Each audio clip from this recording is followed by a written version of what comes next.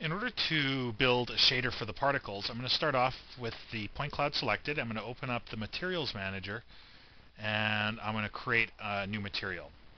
Right away, I'm going to actually add the material to the point cloud by right-clicking and assigning to Selection, and I'm going to rename the material to the Thick Smoke material.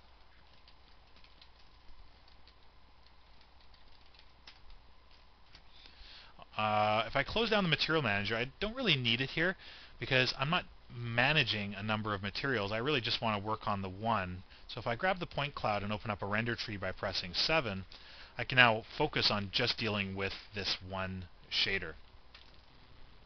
So to make this one work, I'm going to replace the Phong preset that I've got connected to the surface, shadow, and photon with one of the new volumetric shaders.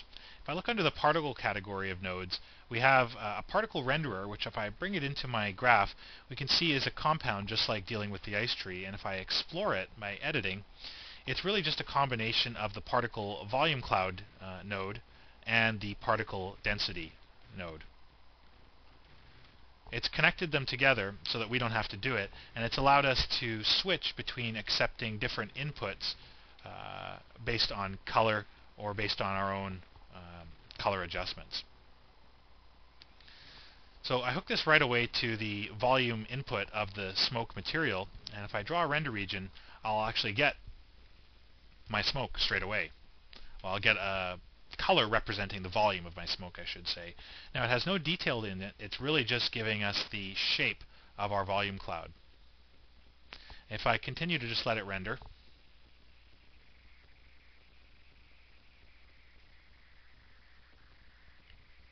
you'll note that it's also taken with it the ramp, the color that I've used to specify the gradient for the particles. Now I've just really used that to give me a look of it in my OpenGL viewport. I'm actually going to be specifying a new gradient. The whole key to working with the particle renderer and to efficiently optimize the rendering of particles is to control the lookup table for the particles. The lookup tables controls the size, the minimum size of a volumetric pixel within the point cloud. A volumetric pixel is also known as a voxel, and it's controlled through the cell size in the shadow table tab of the particle renderer.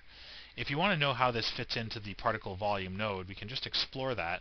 And if I double click on the particle volume cloud,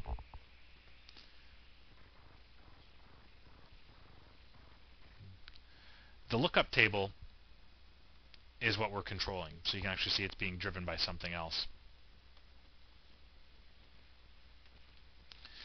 The relationship between details in particles and the size works where the smaller the cell size, the more detail you have, but the more computational resources you use up, whereas the larger cell size, you have a faster render, but you compromise detail. The answer lies to find a balance between the two. And there's a little trick you can use to help tune your shadow table. Right now, the cells, the voxels, are all being blended together using a linear interpolation. If you set the interpolation to none, we can start to see the individual volumetric pixels used to describe the volume. Right now they look very smooth because the cell size is very small. So we're going to get a lot of detail out of this particular render, and thus we're getting a longer than average render time. If I increase the cell size to say something like 16, we get a very quick render, but we get very little detail to our point cloud. And if I lower this number, we'll be moving closer and closer to our original shape, but around the edges of the point cloud you can still see that there are some rather large volumetric pixels describing that shape. So as I take the number down to around 4, we're starting to get a shape closer to our original cloud. Still some large chunky areas to deal with here, so I'm going to settle on a final cell size of about 2 or 3, where the effect is smoothed out enough and I should be able to pick up the detail I need. Once I'm done setting the shadow table, I'm going to set the interpolation back to linear. The next thing that you can control on the particle renderer is the density. Depending on how dense you want your particle effect, the global density will achieve this. If you lower the density enough, you can get some very transparent steam-like effects or wispy sort of smoke, fog. I'm going to keep the density fairly high for now. When it comes to coloring the particles, we can override the particle color with our own per particle shader, or we can use the per cloud or gradient inputs available to us.